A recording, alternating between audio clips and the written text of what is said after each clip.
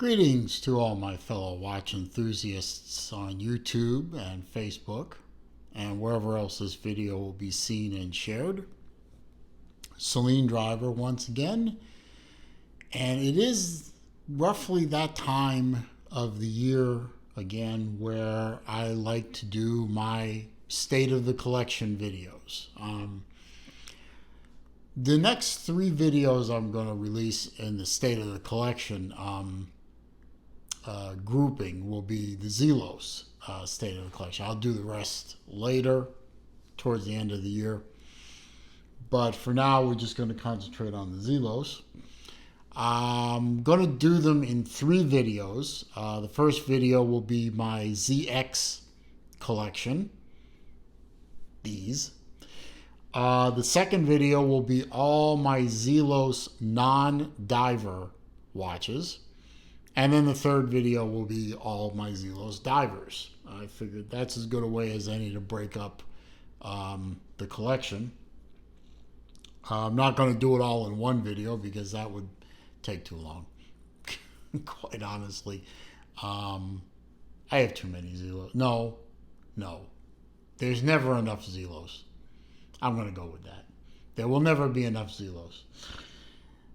Anyway, the ZX line overall is my favorite line of the Zelos family. I mean, there's the hammerheads, the swordfish, the DMTs, the Eagles, the Avants, the Novas, the Sky Raiders. There's so many, Abyss, Helmsman 2. But of all the lines, I like the ZX line the best. I've always been a big fan of chronographs. And I didn't mean to actually do what I did, but I sort of got about 3/4 of the way through and realized I had almost all of the ZX watches. I had one version of each because the 1 through 6 watches were both available in Mecha Quartz and automatic, the Valjoux 7750. I'm not going to collect I'm not going to collect two ZX1s, two ZX. I'm not going to do that. Not unless they present themselves at great prices. But I do have one example of each of the 8 retail offered ZX watches. I am missing one ZX watch. I am missing the Hong Kong edition, which was a not really heavily known version of the ZX. I haven't been able to come across one yet. And there was one ZX with 4 subdials instead of 3, and I believe it was fully skeletonized, and obviously I don't have that yet. Maybe someday that watch will present itself to me and I'll be able to buy it. But for now, I will be content with the 10 watches that I have on the table before you. I'm going to go over each of them real quick.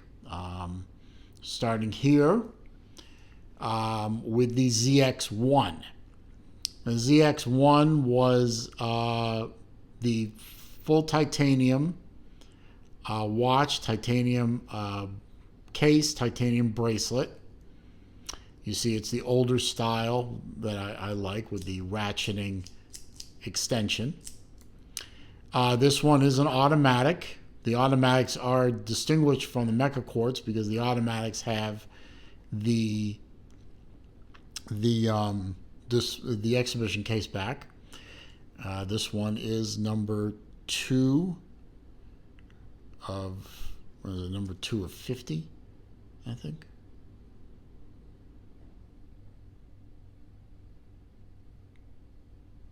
Is that upside down? Maybe it's 20 or 50. Anyway, I'm not gonna waste your time with that. Black dial. The subdials are fully loomed, as is the the minute track and the indices, hands of course. You have your start stop button and your reset button here.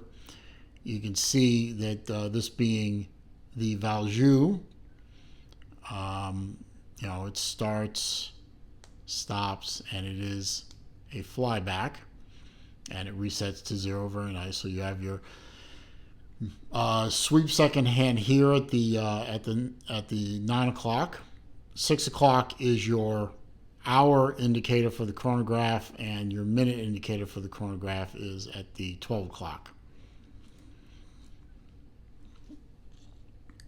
Moving on to the ZX2. This is also a full titanium blue dial. That's the ZX2 is the blue dial. This one happens to be the Mecha Quartz version, and the Mecha Quartz versions get a case back with the relief image of the X-15. I believe that's the X-15 experimental fighter, of which this watch is partially modeled after. And again, of course, you have the older Zelos bracelet with the ratcheting adjuster. Again, and now with the Mecha Quartz, they move things around a bit. Your constant seconds hand is down here at the 6 o'clock, whereas opposed to this one, it was at the 9 o'clock with the value. Your minute hand for the chronograph is still at the 12 o'clock, but now your hour subdial for the chronograph is now at the 9 o'clock instead of the 6. So they flip those two around a bit. I like that one. Was the ZX2 for me was particularly hard to find. I had to buy that one from the UK. Really had a hell of a time trying to find one. I have the ZX3, the meteorite dial. Now, this one's an interesting story. This was the first one I bought. I actually bought this through the Kickstarter campaign that they did. Bought the watch, kept it for a good while, and then sold it. I know, right? Had such heavy buyer's remorse that I bought another one. So, again, this is a Mecha Quartz. This is not the one I sold. I can assure you of that. I did not. I actually forgot who I sold it to, and I obviously couldn't contact them back. The one thing I really like about this, in addition to the meteorite, is the fact the subdials and the indices are all surrounded by blue, and against that meteorite, the silver of the meteorite, that really pops those trim rings, or whatever you want to call them, and really makes the watch just explode off your wrist. I really love that. So those are the 3 titaniums. Then you come to the 3 bronze watches. They are basically the black, blue, and meteorite. Just like the titaniums, you had a black, blue, and, actually, this one should be here. Sorry.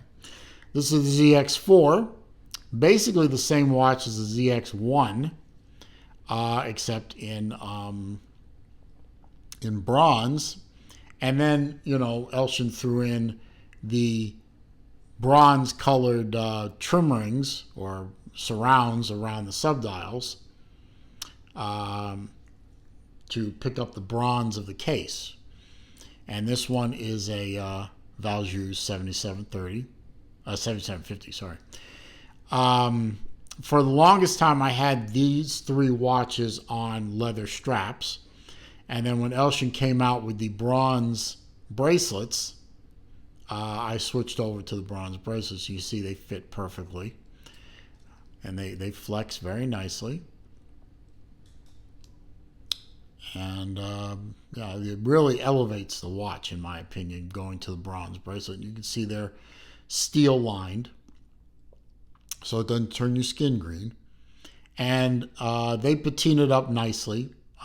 When I got the bronze bracelets, I shined the watch up again so that they would patina together, and they've done so in the wonderful Florida humidity. So the ZX4 gets the black dial.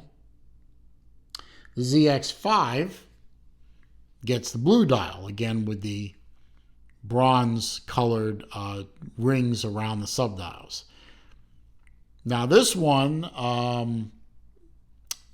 I paired up with one of the, if you've seen in my previous videos, I paired this one up with an Ichi mesh strap just to try it out. And this is supposed to be their version of bronze, and you can see it doesn't match perfectly, obviously. So I'm considering changing this back out for one of these, or maybe back onto the leather strap. I haven't made a decision yet, but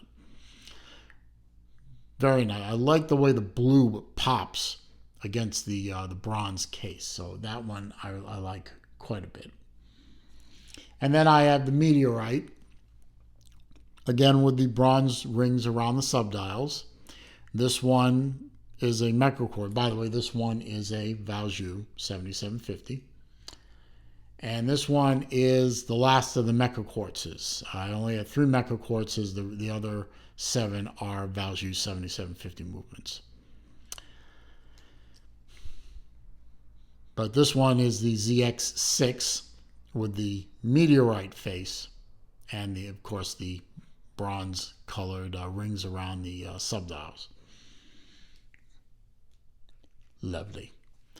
Now we come to the 4 specials. They are the specials. 2 of them were retail watches, 2 of them were not. First of all, you have the ZX7. This is the full Damascus case, as you can see. Now, there were ZX7s with different faces. This one happens to be basically a ZX1. You can see the ZX1 and the ZX7 are basically very similar on the watch faces. Subdials in the same place and so on. They are also fully loomed. But of course, this one has the titanium Damascus case that's been fired at 900 degrees Fahrenheit.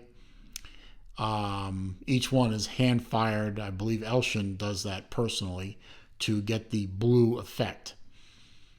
I don't think they made very many of these. My memory fails me on how many they made. I don't believe it was too many. Might have been 50. Might have been less. 40. Sorry, 40. This one is number 28 out of 40. This one I actually picked up secondhand. I didn't actually buy this when they first came out. I actually was fortunate enough to pick this one up from one of the Zelos Timekeeper members on Facebook. This one is very special. This one is a ZX8, otherwise known as the Blackbird. These watches are, basic titanium case, Valjoux movement. There's nothing there that distinguishes this watch from these 3. They're basically the same case. What distinguishes this watch over all the others is that metal disc that is the watch face. The metal disc was made from the jet engine fins, commonly known as turkey feathers, from an SR-71 Blackbird. Elshin got a hold of some of that titanium, and he fashioned watch faces out of that metal, hence the name Blackbird. Again, not a very common watch. I believe there's only 40 or 50 of these. See if I can find the number. 40, right there. And I have number 35. This is particularly a favorite watch of mine. Yes, I know the strap is on, the bracelet is on backwards. I put it on backwards by mistake, and quite frankly, I'm too lazy to take it off and redo it. I just don't want to, so I'm not going to. Great watch, and it makes me feel good to wear it because it is a tribute to those very brave SR-71 pilots and navigators who flew dangerous reconnaissance missions during the Cold War and kept American military supplied with fresh intel about what our enemies were doing in a plane that was built to outfly even the most sophisticated missiles at the time. So, beautiful watch. And then we come to the two specials. These are both, well, this one is a one-off. That one is a two-off. I'll get to that in a minute. This one's a one-off. This was originally Elshin's personal watch.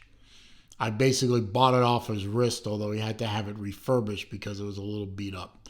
It's a titanium case, value movement, one of one, called the Spitfire.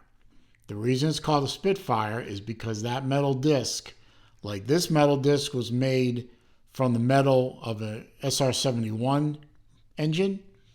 This metal disc was made from the fuselage, metal from the fuselage of a Supermarine Spitfire aircraft from World War II. And that's why you see it's a little beat up in places, a little scarring and such. I love that. It adds fantastic character and historical significance to the watch. One thing I liked about this watch, which I wish Elshin would have done on the other ZXs, is you see there are two red subdials and then a gold tone subdial. The gold tone subdial is your running seconds. The red subdials differentiate because those are the minute and the hour trackers for the chronograph. And as you can see, the chronograph second hand, if it moves out of the way a little more, it's also red. So the chronograph hand functions are in red or surrounded by red, and the time functions are gold tone. The hand, the hour, the minute, and the sub-second and the running second subdial are surrounded in a gold tone. So I wish Elshin had done that with the other watches. That I think that's a really nice touch. But fantastic watch. And I've always been very much in debt to Elshin for selling me this watch. I didn't think he would. But he did. And I appreciated that. And I still appreciate him to this day. Now, the last ZX was the hardest one to find and the one with the most amusing or bemusing story. This is a ZX prototype. There are only two of these prototypes. I have one. My good friend Josh from the Horology Insanity, that's 3 words, Horology Insanity channel, he has the other one. And if he knows what's good for him, when he gets sick of that other prototype, he's going to sell it to me. He's not going to sell it to anyone else. If you know what's good for you, you're going to sell it to me first. I kid. Not really. The prototypes are, well, let me find one that's a little similar. Here, I'll just grab the ZX2 because it has a blue dial. You can see the prototypes are a little bit smaller in the case. I think this is a 43, this is a 42. A little smaller. The buttons are a little closer together on the prototype. The same style buttons, just packed in a little tighter. The crown is a little smaller. And the most important difference is this watch had a day and date computation in the watch, and it's still a value 7750, undecorated movement though. It's the rotor is a plain rotor. It was basically the movement that they put in was basically the off-the-shelf version of that watch, and then you can see they decorated it later. You can see the engine turning, you can see the custom rotor, etc., etc. But this was an off-the-shelf value because it's a prototype. Obviously, they did not go with the day-date complications. They made the case a little bigger. They decorated the movement. But this watch didn't go up for sale, obviously, right away. But Elshin did his first, although, no, the second clearance sale. I think it was the second one he ever did. And this watch and the watch that Josh has went up for sale that evening. Not really evening, more like 1 in the morning, my time. I was asleep when that sale occurred, and I missed this watch. And I missed the other one. Obviously, I was less than happy, to say the least, to own a piece of Zelos history. And I put it out there that I really wanted to get a hold of one of these watches. And this watch went from its first owner to the second owner. The second owner kept it for a little while and then contacted me through Facebook, through the Timekeepers group, and said, I know you wanted one of these watches. I'm thinking of selling this one. I want to offer it to you. And I couldn't type the word yes fast enough. So that's how I ended up missing the opportunity to own the watch from the get-go. But eventually it came into my possession, and it's never, ever leaving. I'm not selling this watch. It's a beauty. And it actually keeps very, very good time. It runs beautiful. All of these watches run beautifully. They run maybe a little fast, pretty much uniformly. They all run a little fast. Every couple of weeks I have to adjust them back. But they all run beautifully. This one, even though it's a prototype, was put together with great care and high quality. I paired it with a collareb, blue collareb strap from the Sienna line, because it came to me without a strap. And I favor the collareb leather straps very highly. Nice, thick, soft leather. They come out of the packaging. They smell like fine Italian shoes. They're soft. They're already very compliant right out of the packaging. It's not sponsored. They don't know I'm saying all this. They never given me a thing. They just have sold to me very high quality leather straps, and I'm very happy with them. And I just paired it with that strap, and it works beautifully. The blue of the strap picks up the blue of the dial very nicely. And that's it.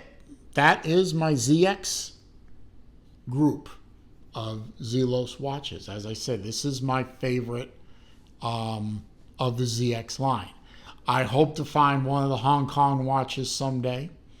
I hope to get a hold of that other prototype someday. And maybe if the Zelos watch gods are favorable to me, someday I will pick up that 4-subdial skeletonized ZX that's floating around out there. I honestly don't know who has it. Maybe whoever has it is watching this now and will write down that when you're ready to sell it, you need to email Celine Driver. That's me. Anyway, I enjoyed making this video. I love looking at all. I'm going to take I'm going to take this watch off, my Aventurine Horizon. I'm going to take this off. I'm going to put one of these on because I love the ZX. I wear them a lot. But before I can do that, I have to wrap this video up. So I hope you found this video to be entertaining, informative, useful. Oh, and by the way, every one of these watches has its own video on my channel. So if you want detailed information about a particular watch, just search my channel for the ZX and then find the one you want. Or watch them all. But if you did find this particular video entertaining, please click that thumbs up button. I'd appreciate that. It does help with the YouTube search algorithms, and that helps bring people to the channel, and that's a good thing. Comments, questions, suggestions down below. I read them all. I respond to them all.